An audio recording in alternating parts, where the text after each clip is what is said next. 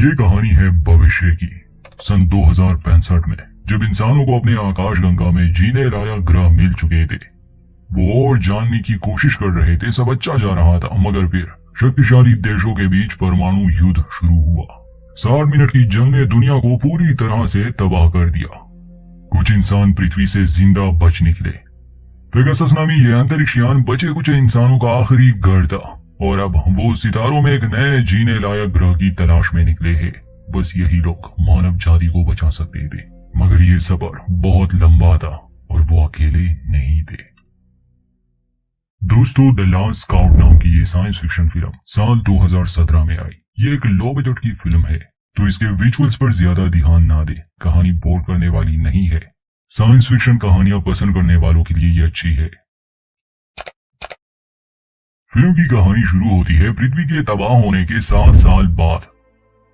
Pegasus नामी ये अंतरिक्ष यान पिछले 7 साल से सफर कर रहे हैं, क्योंकि अभी तक इन्हें कोई ग्रह नहीं मिला था। पृथ्वी पर सिर्फ इनके पास जानकारी थी। ये खुद कभी उन ग्रहों पर नहीं गए थे। इस यान पर 8 इंसान थे। जॉन जो कि कैप्टन है, पीट इंजीनियर है, माइक और जेन पायलट है। इनके अलावा एडवर्ड, गैरी, एक नर्स हैली और एक छोटी बच्ची जो किसी तरह उस परमाणु युद्ध से बच गई थी, अब इनके साथ है। इसी जहाज की तरह और जहाज भी जीने लायक ग्रहों की तलाश में निकल चुके हैं, और हर जहाज पर 7 से 10 के करीब इंसान मौजूद है। जिसे भी कोई ग्रह मिला वो बाकी सबको संदेश भेज देंगे। ये अंतरिक्ष यान काफी आधुनिक थे। एक इसमें पानी रिसाइकल करने की टेक्नोलॉजी थी, और दूसरा ये अपना खाना भी उगा सकते थे, मगर ऑक्सीजन की कमी आ सकती थी। और ये शिप एंटी मैटर से चलता था, मतलब कि इनका ईंधन भी खत्म हो सकता था। मगर इन्हें ज्यादा फिक्र नहीं थी, क्योंकि जल्दी ये किसी ग्रह पर पहुंच जाएंगे। शुरुआत में हम देखते हैं कि माइक जहाज के एक हिस्से को ठीक कर रहा था। तब एडवर्ड उसे जरूरी इंस्ट्रक्शंस देता है। इस बीच सर्कल में एक छोटा सा धमाका हुआ, मगर माइक सब संभाल लेता है और फिर वो अंदर आया। अंदर पीट लीला यानी उस छोटी बच्ची को नए ग्रह के बारे में बता रहा था। पीट ने उसे पृथ्वी के बारे में काफी कुछ बताया था, क्योंकि इस बच्ची ने पृथ्वी नहीं देखी। तो वो पूछती है कि जहाँ हम जा रहे हैं क्या वहाँ भी समंदर होगा। पीट उसे झूठ नहीं बोलना चाहता था, इसलिए कहता है कि मुझे नहीं लगता वहाँ समंदर होगा, बल्कि हमें तो ये भी नहीं पता कि वो जगह जीने लायक होगी भी या नहीं। बाकी सब खुद को झूठी उम्मीदें दे रहे हैं, मगर मैं तुमसे कभी झूठ नहीं बोलूंगा बेटा। लीला दरअसल हैरी की बहन की बेटी है। उसकी बहन युद्ध में मारी गई, और अब लीला की जिम्मेदारी उस पर है। इसके बाद हम गैरी को देखते हैं, जो मेडिकल रूम में जाकर एक दवा चुराता है। दरअसल उसे कोई बीमारी है जिसकी तकलीफ उससे बर्दाश्त नहीं हो रही, और अक्सर दर्द कम करने के लिए वो एक्स्ट्रा डोज लेता है, लेकिन उसने सबसे ये बात छुपा रखी है। खैर, आज माइक का बर्थडे था और जेन ने उसके लिए केक बनाया था, जिसे देखकर माइक को काफी खुशी हुई। असल में जेन और माइक एक दूसरे को पसंद करते थे। दोनों की बातें ही हो रही थी कि तभी उन्हें एक दूसरे यान से संदेश मिला। वो भी इन्हीं में से एक था। इस संदेश को सिर्फ कैप्टन ही पढ़ सकते थे। वही कैप्टन जहाज की स्थिति को लेकर पीट से बात कर रहा था। एडवर्ड पीट पर गुस्सा था, क्योंकि वो इंजन को ठीक करने में कुछ ज्यादा ही टाइम ले रहा था, जिस वजह से उनकी ऑक्सीजन ज्यादा इस्तेमाल हो रही थी। इस बात से कैप्टन भी सहमत थे। एडवर्ड के जाने के बाद पीट कैप्टन को बताता है कि इंजन अपनी क्षमता से दुगना काम कर रहा है। एंटीमैटर की मात्रा भी बहुत कम है। अगर वो अपने मिशन में सफल नहीं रहे, यानी वो उस ग्रह जिसकी ओर ये जा रहे हैं वो जीने लायक ना हुआ, तो पृथ्वी पर वापस लौटने के लिए इनके पास कोई ईंधन नहीं बचेगा, क्योंकि पिछले 7 साल से ये अंतरिक्ष में सफर कर रहे हैं। हालांकि ये जहाज इतने लंबे सफर के लिए नहीं बनाए गए थे, मगर इनकी खुशकिस्मती थी कि अभी तक ये टिका है। ये जानकर कैप्टन को चिंता जरूर थी, मगर वो बाकी सबको परेशान नहीं करना चाहता था, इसलिए ये राज पीट और उसके बीच ही रहा। इस शिप पर एक एडवांस एआई सिस्टम भी था, जो जॉन को बताता है कि यूटा से उसे एक संदेश मिला है, जिसे सिर्फ कैप्टन ही देख सकते हैं। ये संदेश उनकी पत्नी की तरफ से था, जो दरअसल यूटा नामी स्काउट शिप पर थी। वो जिस ग्रह की तरफ जा रहे थे, उन्हें मालूम हुआ कि वो ग्रह जीने के लिए सही नहीं। उन्होंने अपना ईंधन खत्म कर दिया था, इसलिए वो वहीं पर रुक गए। और अब वो इस इंतजार में थे कि कोई दूसरा स्काउट शिप कोई ग्रह ढूंढ ले, ताकि बचे हुए इंसान वहां जा सके। लेकिन अब तक इन्हें कोई भी ऐसा ग्रह नहीं मिला था। जॉन की पत्नी कहती है कि तुम्हें ये मिशन पूरा करना ही होगा, तुम मानवता की आखिरी उम्मीद हो। हम देखते हैं कि सभी जहाज पर खाना खा रहे थे। माइक एडवर्ड से खाने को लेकर बहस कर रहा था। तब कैप्टन उसे बैठने को कहते हैं। वो बताते हैं कि मुरम्मत के काम के लिए उन्हें इंजन बंद करना होगा। बाकी सब ठीक है, लेकिन गैरी यूटा से भेजे गए संदेश के बारे में पूछता है तो जॉन बताता है कि वो जहाज एक ग्रह की तरफ निकला था। उन्हें उस ग्रह पर जीवन नहीं मिला, इसलिए वो इंतजार कर रहे हैं। यह अच्छी खबर नहीं है, लेकिन हमें अभी भी अपना मिशन पूरा करना होगा। इस पर एडवर्ड कहता है कि 7 साल बर्बाद हो गए, वापस लौटने में जिंदगी के 14 साल लग जाएंगे। काश मैं किसी ऐसे जहाज पर गया होता जो 1 साल के सफर पर निकले थे। कैप्टन कहते हैं कि जब तक हमारे पास एक भी मिशन है हमारे पास उम्मीद है। और वैसे भी हाल ही में जो स्कैन हमें मिले उससे ये पता चला कि जिस ग्रह पर हम जाने वाले हैं वहाँ जीवन की संभावना है। कहने के बाद हम देखते हैं कि गैरी फिर से हैरी के लॉकर से वो दवा चुराता है क्योंकि उसे बहुत तकलीफ हो रही थी। लीला हैरी से अपने माता पिता के बारे में पूछती है कि वो हमारे साथ क्यों नहीं है, क्या उन्होंने मुझे छोड़ दिया। तो हैरी उसे समझाती है कि नहीं, उन्होंने तुम्हें नहीं छोड़ा, बल्कि उन्होंने तो तुम्हारी जान बचाई। कल इन सब के लिए बड़ा दिन था क्योंकि वो लोग अपने मिशन के बहुत करीब आ गए थे। कैप्टन बताते हैं कि कल वो लोग उस ग्रह पर अपना एक प्रोब भेजेंगे।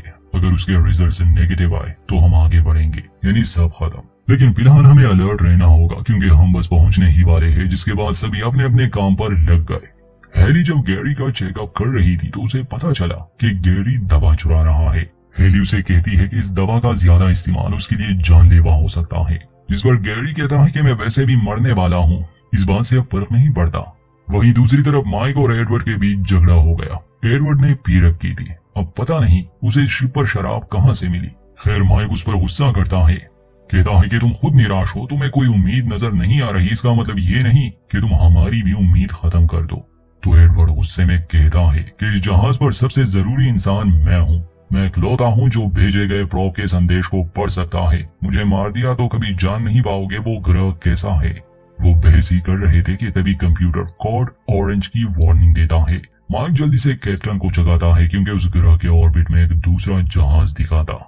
जब ये लोग उसे स्कैन करते हैं पता चलता है कि ये उनके जहाजों में से नहीं बल्कि ये एक चाइनीज जहाज है। पृथ्वी पर जब युद्ध हुए तो वो इन 2 बड़े देशों के बीच थे, इसलिए ये इनके दुश्मन भी थे। अब हैरानी की बात ये थी कि वो शिप एक जगह रुकी थी, ना वहां से कोई सिग्नल आ रहा था, ना ये लोग वहां सिग्नल भेज सकते थे।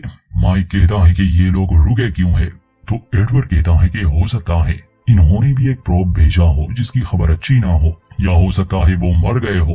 कैप्टन कहता है कि जब तक कोई जानकारी नहीं मिलती हमें ये सब नहीं सोचना चाहिए। कैप्टन बाकी सबको इस बारे में बताते हैं। गैरी उस जहाज पर जाने के बिल्कुल खिलाफ था। वो कहता है कि हम उन चाइनीज पर भरोसा नहीं कर सकते, हो सकता है ये उनकी चाल हो और वो हम पर हमला कर दे। लेकिन बाकी सबका मानना था कि हो सकता है उन्हें वहाँ कुछ जरूरी सामान मिल जाए। इस बात को लेकर सब में बहस हो गई। तो जॉन कहता है कि हम वापस घर नहीं जा सकते क्योंकि हमारे पास इतना एंटीमैटर नहीं बचा, इसलिए हमें उस जहाज पर जाना ही होगा ताकि हम उससे एंटीमैटर ला सके। ये बात सुनकर सभी परेशान हो गए, लेकिन दूसरा रास्ता ना होने की वजह से उन्हें यह कदम उठाना ही पड़ा। 1 घंटे में वो लोग इस जहाज के करीब पहुंच गए। माइक, पीट और जॉन अपने सूट्स पहनकर उस जहाज के अंदर चले गए, लेकिन उन्हें वहां कोई दिखा नहीं। जहाज की हालत भी बहुत खराब थी, जैसे उन पर किसी ने हमला किया हो। वो लोग हैरान थे कि कम से कम लाशें तो होनी चाहिए थी। जॉन और माइक जहाज का डेटा देखने जाते हैं, जबकि पीट जनरेटर देखने चला गया। सिस्टम के लॉग चाइनीज भाषा में थे और चाइनीज कैप्टन का एक संदेश भी था, इसलिए जॉन उसे अपने शिप पर भेजने के लिए कहता है क्योंकि हैरी चाइनीज भाषा जानती थी। जल्द ही इन्हें अंदाजा हो गया कि ये यहाँ अकेले नहीं है। पीट जब जनरेटर देख रहा था तो उसे किसी की आहट महसूस हुई। वो भागकर जॉन और माइक के पास आया, जिसके बाद वो तीनों सावधान हो गए।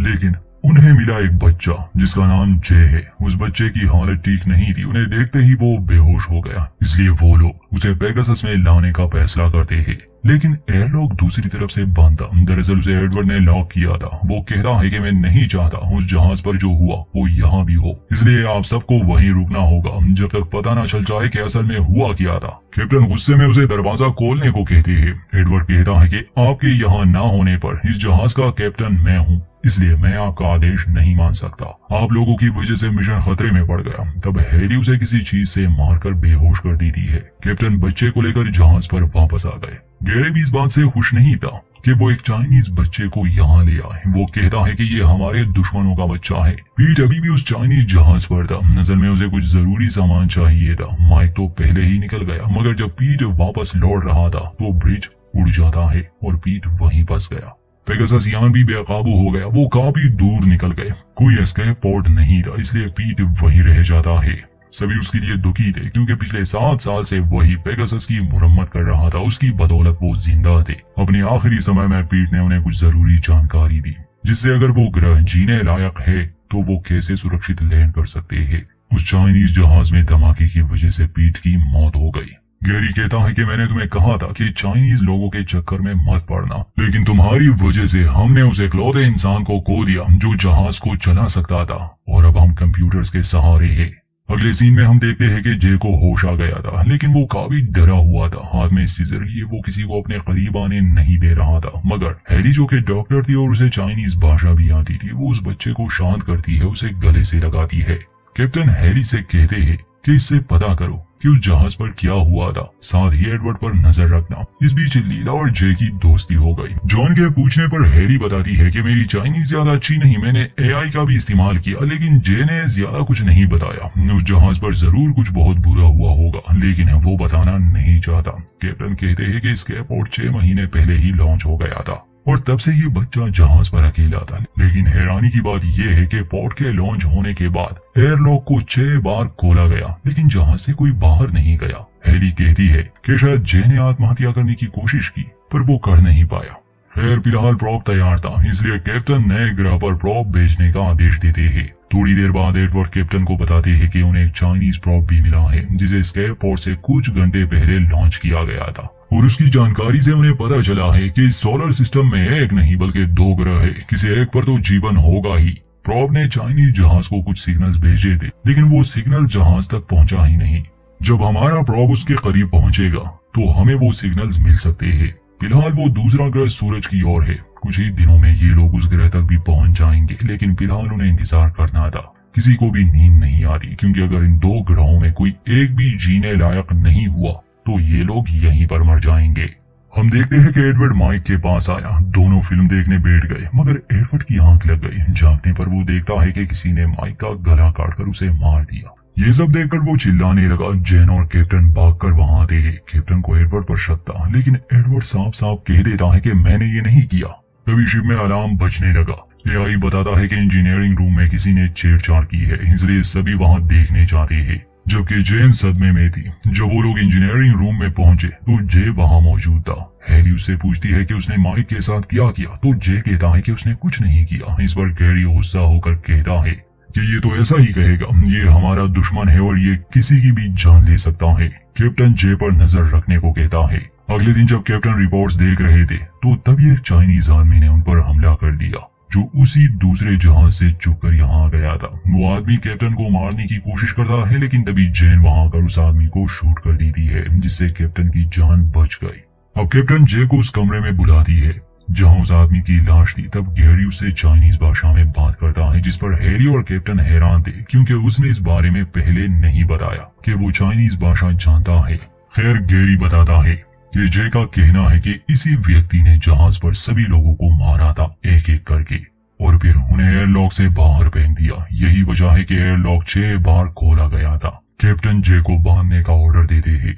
बाद में एडवर्ड बताता है कि उन्हें प्रॉप से कुछ डेटा मिला है, लेकिन वो काफी नहीं, इसलिए ये बताना मुश्किल है कि कौन सा ग्रह जीने लायक है और कौन सा नहीं। इसलिए हमें खुद ही लैंड करना होगा। सभी का कहना था कि उन्हें दूसरे प्रॉप के आने का इंतजार करना चाहिए, जो कि दूसरे ग्रह पर भेजा गया था। लेकिन कैप्टन कहते हैं कि हमारे पास इतना समय नहीं। 2 ऑक्सीजन टैंक खराब हो चुके हैं, अब ज्यादा ऑक्सीजन बची भी नहीं, इसलिए ना चाहते हुए भी सबको कैप्टन के प्लान के मुताबिक ही चलना होगा। अब ये लोग जहाज लेकर उस ग्रह की तरफ बढ़ने लगे। कंप्यूटर से इन्हें वार्निंग मिल रही थी कि लैंडिंग में दिक्कत हो सकती है, लेकिन जैन किसी तरह जहाज को लैंड करवा देती है। जैन और एडवर्ड सूट पहनकर बाहर निकलते हैं, लेकिन इस ग्रह का वातावरण इंसानों के रहने लायक नहीं था, जिससे वो सभी निराश हो जाते हैं। लेकिन जॉन उन्हें यकीन दिलाता है कि वो ताजा हवा में सांस जरूर लेंगे। अब उन्हें उस दूसरे प्रॉप का इंतजार करना होगा। ये जहाज को दोबारा से स्पेस में ले आते हैं। हालांकि टेक ऑफ के लिए ऊर्जा बहुत कम बची थी, मगर यहाँ मरने से तो अच्छा था। और जहाज में एक नाइट्रोजन पाइप भी टूट गया था,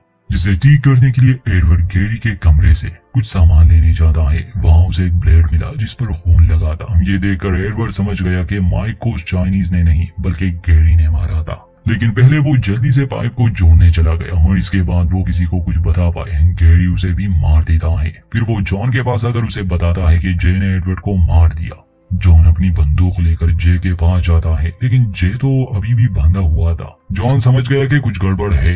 वापस आने पर कैप्टन देखते हैं कि गैरी ने हैरी के गले पर ब्लेड रखा था। गैरी कहता है कि मैंने आपसे कहा था कि उन चाइनीज लोगों पर विश्वास मत करो, लेकिन तुमने मेरी बात नहीं मानी। जहाज का एंटीमेटर 2% से भी नीचे आ गया है, इसलिए हैरी कैप्टन से कहती है कि आप मेरी चिंता मत करें, बच्चों को बचाए। कैप्टन भागकर बच्चों को पोर्ट में बिठाकर उस दूसरे ग्रह की तरफ भेज देता है। वहीं दूसरी तरफ जेन और गैरी में हाथापाई हुई। गैरी उसका भी गला काटकर उसे मार देता है। पोर्ट लॉन्च होने पर गैरी को लगा कि शायद कैप्टन पोर्ट लेकर भाग गए। गैरी उस चाइनीज कैप्टन का आखिरी संदेश लगाता है और उसे बताता है कि वो आदमी क्या कह रहा है। वो कहता है कि उनकी भी ऊर्जा खत्म हो चुकी है, ना वो लैंड कर सकते हैं ना ही टेक ऑफ। इसलिए कैप्टन एक स्केप पोर्ट लेकर उस प्रॉप के पीछे गए ताकि वो प्रॉप को ठीक करके बाकियों को ये सिग्नल भेज सके कि ग्रह जीने लायक है या नहीं। लेकिन जैसे ही कैप्टन वहां से निकले, उनका एक साथी पागल हो गया और उन्होंने सभी को मार दिया सिवाय उस छोटे बच्चे के, जो उस जहाज में छुपा रहा जब तक हम वहां नहीं गए। तभी कंप्यूटर बताता है कि उन्हें चाइनीज प्रॉप से संदेश मिलना शुरू हो गए हैं। अब कैप्टन वहीं मौजूद थे। गैरी और जॉन के बीच लड़ाई हुई, जिसमें कैप्टन ने गैरी को गोली मार दी, जिस वजह से जहाज में एक छेद हो गया और अब तेजी से जहाज का प्रेशर भी कम हो रहा था। साथ ही हम देखते हैं कि जिस प्रॉप में कैप्टन ने बच्चों को भेजा था, वो प्रॉप सफलता से लैंड कर चुका है। जब बच्चे बाहर आए तो देखा कि वो ग्रह काफी हरा भरा है, बिल्कुल पृथ्वी जैसा।